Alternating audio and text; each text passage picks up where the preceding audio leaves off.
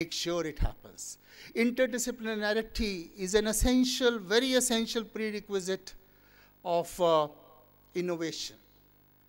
And again, somebody made a very nice remark.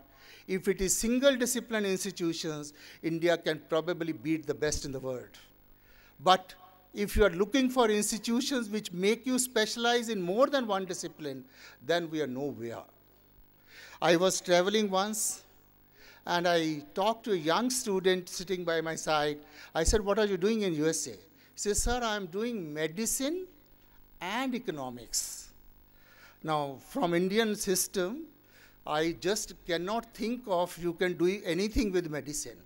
As a matter of fact, I have invariably said, when the child comes to 9th class or 11th class, entire mohalla is worried whether he will go for engineering or medicine, as if nothing else exists in the world. I mean, that is the kind of situation we have created, as if these are alien disciplines. I went to a university in America, and in computer science department, out of 25 professors, 7 were doctors. If I do in this country, I am sure the charge sheet against me as a vice chancellor will be terrifically long that I have appointed unqualified people as professors.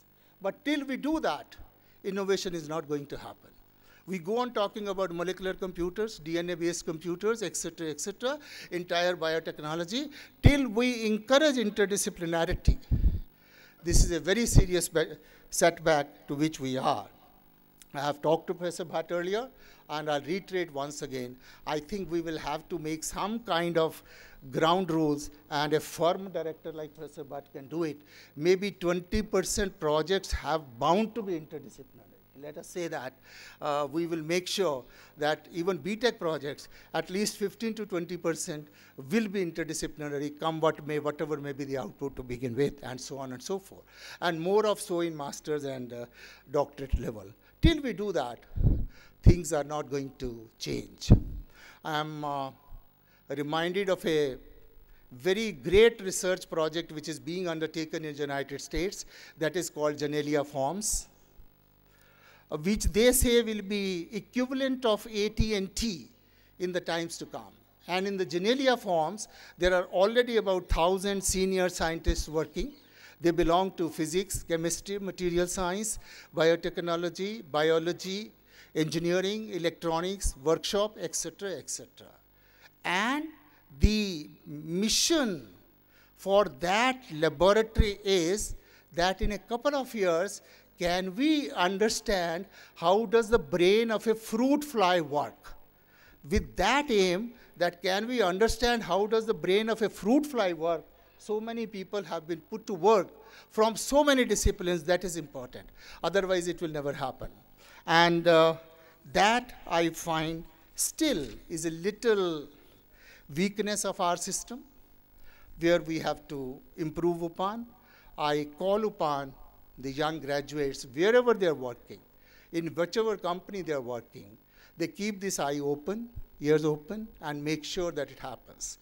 3M is known as one of the best companies of innovation, for innovation in the world. And 3M is a written rule that we'll pay you for 40 hours per week, but you work for us on your job only for 34 hours, and 6 hours you roam about in the factory.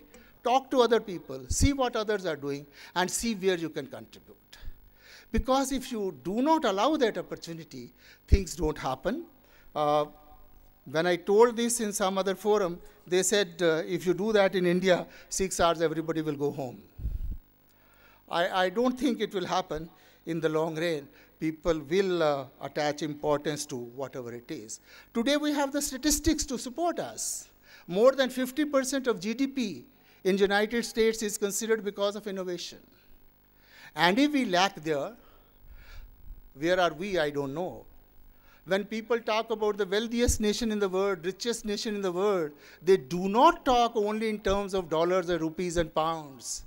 They talk much more in terms of intangible wealth, in terms of knowledge, in terms of ideas, in terms of IPR. So the definition of the richest itself is going through a great transformation. And if we really believe that, we will have to ensure that it happens. Finally, friends, It has been a great pleasure to be associated with an institution like this, and therefore, I dare make one more suggestion. Stanford University, which is by and large the godmother of Silicon Valley. They gave almost half the entrepreneurs of Silicon Valley in computer science. Hewlett and Packard were two roommates, and they were not able to decide whose name should be first, till the warden asked, let's toss and decide. So Hewlett is first and Packard is second. That is the kind of industry which was happening there.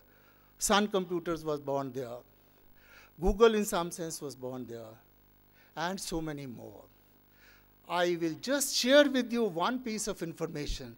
The computer science department of Stanford University has decided this year that they will start 5-year integrated courses instead of 4-year computer science course. And these two 5-year integrated courses are computer science and music, and second is computer science and English. Now, this is coming from the computer science department of a Stanford University, which has revolutionized the computer science in the world. But they believe till we integrate other disciplines with the subject, the computer science itself will not be able to serve the society to the extent we wish it to. And when Stanford University does this experiment, it is with a lot of meaning behind it, lot of research behind. There are people who have criticized this, but nonetheless, the signal which I am trying to convey is institutions like MNIT Jaipur, directors like Professor Bhatt can do such experiments. Let us think sometimes and do some innovation, at least in education in the country. Friends, lastly, the two concrete things for innovation culture. Number one, fearlessness. If the students are afraid of the teacher in the class all the time, innovation cannot take place. If teachers are all the time afraid of the administration, innovation cannot take place. We'll have to come out of it. And second, recognition of efforts. I've discussed with the director at length, and will probably soon work out. At every level of working, we have to find ways and means to recognize people and pat them with some sort of recognition which can motivate them for further work. And this level will not be only at the professor or assistant professor level. This will be at all levels. At times, a peon can contribute very heavily to the development of a system. We have to recognize that. I remember there was a management professor, and he asked some questions. And one of the questions was, can you write the first name of the lady who cleans your classroom? Well, all the students felt, what is the nonsense question? They answered all the questions, and they asked the director, sir, were you serious when you were asking this question? He says, yes. They said, will it carry marks? He says, yes. And when it was discussed, he says, don't you appreciate, if she doesn't do her job properly, you will not be motivated to sit in the classroom, and your receptivity will not be as high as it is. So she is also contributing to your being good managers. That's the kind of culture which we are looking forward to.